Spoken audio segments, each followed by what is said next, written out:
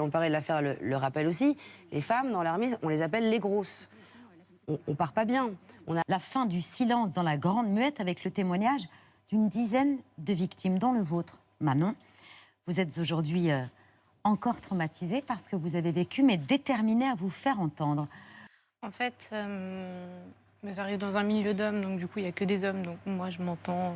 Enfin, j'essaie de m'entendre avec tout le monde, mais c'est cette proximité du fait que c'est le seul à être amené à venir dans ma cuisine, étant donné qu'il est électricien et que les autres travaillent sur le pont du bateau ou en machine. Du coup, c'était vraiment le seul. Donc du coup, oui, on a un peu plus développé une relation, on va dire, amicale. Et oui, ça a dérapé petit à petit. Ça a dérapé avec des allusions et des gestes inappropriés. Au départ, c'était...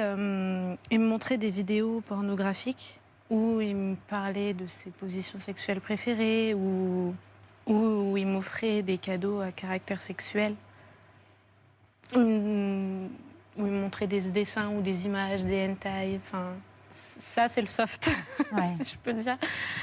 Avant de commencer d'avoir par des les- gestes par les inappropriés. gestes. Vous racontez avoir été figé, incapable de réagir, incapable de mettre des mots sur la violence de ces attitudes-là. Vous gardez donc le silence, vous vous enfermez dans le travail jusqu'au jour où l'électricien quitte le navire. Vous respirez, sauf que vous êtes à votre tour réaffecté sur la frégate Normandie. C'est ça. 230 matelots. Vous êtes à nouveau la seule femme à bord. Je ne suis plus la seule femme à bord, puisque c'est un bateau un peu plus grand, donc il y a plus de femmes. Il y a plus d'hommes que de femmes, mais je ne suis pas la seule femme. Mais disons que je voulais pas y croire quand j'ai vu son nom en face de ma chambre.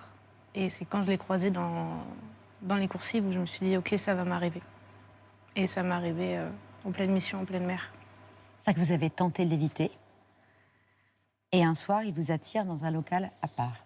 C'est ça, en sortant du travail, moi je me focalisais sur le trajet chambre, travail, travail, chambre, où je le croise et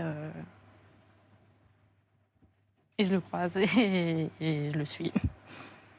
Vous avez porté plainte, vous avez alerté vos supérieurs. Et c'est là, il faut que vous nous expliquiez, maître, ce qui s'est passé. Comment la hiérarchie de l'armée a évité à l'agresseur de Manon d'être poursuivi devant un tribunal correctionnel. Alternative aux poursuites. Donc, l'armée, finalement, a donné son avis, et le problème, c'est que le procureur l'a suivi. C'est là le vrai problème.